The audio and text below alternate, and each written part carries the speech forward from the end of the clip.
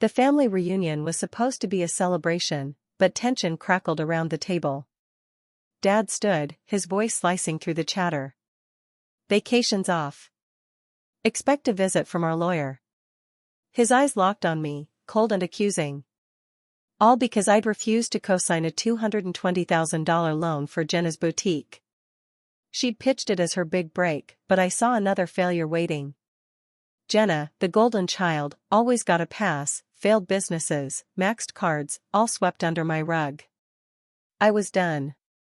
Sign it, Michael, Dad had demanded days earlier. Family supports family. Not like this, I'd said, voice steady. I can't. The room had exploded. Dad's face reddened. After all we've done for you? Jenna's tears came on cue. You never cared about me. Mom, ever the enabler, whispered, she's your sister. I'd held my ground, silent. I'd paid their mortgage, covered Jenna's crashes, handled every emergency. Yet I was the villain for saying no. Now, at the reunion, Jenna smirked, Mom avoided my gaze, and Dad's threat hung heavy. You've made your choice, he said. You'll regret it. I didn't argue. I nodded, stood, and walked out. They thought I'd cave, but I was done being their safety net. That night, I logged into the bank accounts I'd foolishly linked to theirs: mortgage, utilities, Jenna's emergency fund. With a few clicks, I froze them all. They'd wake up to a new reality. This wasn't revenge, it was survival. At 7:15 a.m., my phone lit up, Dad's number. I let it ring. Then Mom called. Jenna. Texts followed, undo it now or face consequences. I silenced my phone, poured coffee, and sat back. They'd woken to frozen accounts, and panic had set in. My work email pinged. Mom's subject line, how could you? Her message begged, this is a misunderstanding. Call us. We can fix this. Fix what? Their dependence on me? I closed it. By noon, Jenna emailed, you've ruined everything. My boutique's dead. I smirked. Her boutique was a pipe dream, like every scheme I'd funded. Dad texted again, you've crossed a line, boy. The group chat erupted, Jenna calling me a traitor, Mom pleading, Dad threatening. At 7 p.m., banging shook my door. I opened it to Dad's red face, Mom's tears, and Jenna's smudged mascara. You've gone too far. Dad shouted, shoving past me. Fix this. Fix what? I said, voice calm. Your mess? You froze our accounts. Jenna screeched. I needed that money. You wanted it, I corrected. Big difference. We're family. Dad roared, fist slamming my counter. Family doesn't do this. I laughed, cold. Family? You've used me for years. I'm done. Dad stepped closer, whiskey on his breath. Unfreeze the accounts, or you'll see what happens. I held his gaze. Threaten me again, and we'll see who regrets it. They left, slamming the door. I exhaled, steady. They thought they could bully me back. They were wrong. I was just getting started, /. The confrontation wasn't enough for them. They demanded another meeting, a family dinner, to sort it out. I agreed, not to reconcile, but to end this. I prepared printouts, recordings, years of evidence. They'd face the truth. At 6 p.m., they arrived. Dad stormed in, jaw clenched. Mom wrung her hands. Jenna glared, arms crossed. We're here to fix this, Dad growled. Unfreeze the accounts. Help Jenna. Be family. Family? I said, laughing. Let's talk about family. I dropped a folder on the table, mortgage payments, utility bills, Jenna's car loan, all in my name. This is what I've done for you, I said. Years of bailing you out. Thousands of dollars. And you call me selfish? Dad's face paled. You're lying. Am I? I pulled out bank statements, transfers, Jenna's texts begging for a little extra. Mom's eyes widened. Jenna shifted, silent. You used me, I said, voice steady. I paid for your house, Jenna's failures, your lifestyle. And when I said no to a $220,000 loan, you threatened me. We're family. Dad shouted. You owe us. I owe you nothing, I snapped. You made me your bank, not your son. Jenna's voice cracked. You've always hated me. No, I said, cold.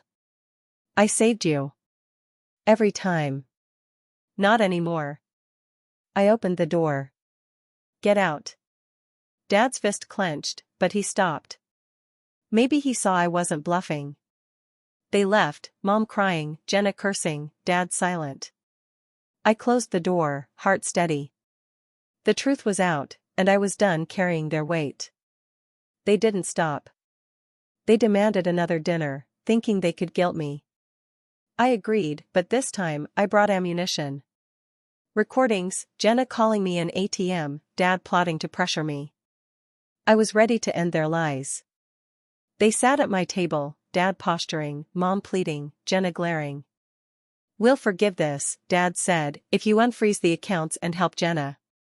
Forgive me? I laughed. Let's hear the truth first. I played the first recording. Jenna's voice, he's just an ATM. He'll pay. Her face went white. Mom gasped. Dad shouted, turn that off. No, I said, calm. You're listening. The next clip, Dad, pressure him. He'll sign. We're family. Jenna stammered, that's fake. Fake? I tossed down transcripts, timestamps. I've recorded you for years. Every demand, every manipulation. Mom's hand shook. Michael, why? Why? I leaned forward. Because you made me your wallet. I paid your mortgage, Jenna's debts, your bills. And you repay me with threats? Dad's fists trembled. You have no right. No right? I stood. I own your house. My name's on the mortgage. I've paid for your lives. And I'm done. Jenna jumped up. You're ruining me. No, I said, cold. You ruined yourself. I opened the door. Leave. And don't come back. They hesitated, stunned. Dad's glare faltered. Mom sobbed. Jenna cursed. They left, and I locked the door.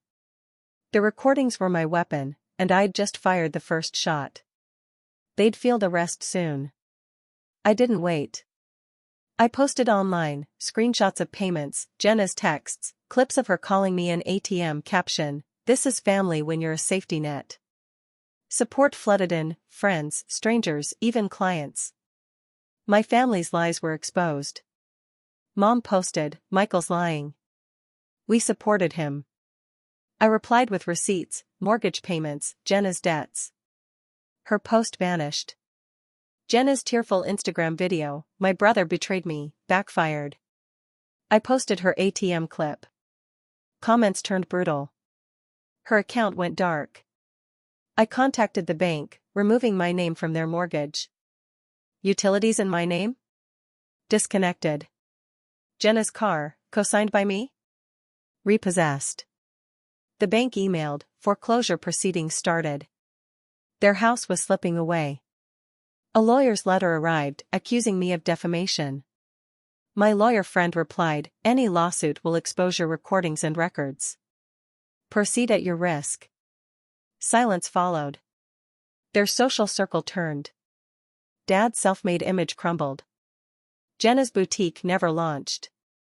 I watched their world collapse, not with joy, but relief. I'd cut the cords they'd tied around me. They couldn't touch me anymore. A week later, Grandpa called. Come over, Michael. At his house, he handed me a legal document. I've changed the trust. The house they live in, it's in my name. Now it's yours. I stared, stunned. They lied to you, he said. Used you. I've watched it too long. This ends now. A legal notice went to their house, 30 days to vacate.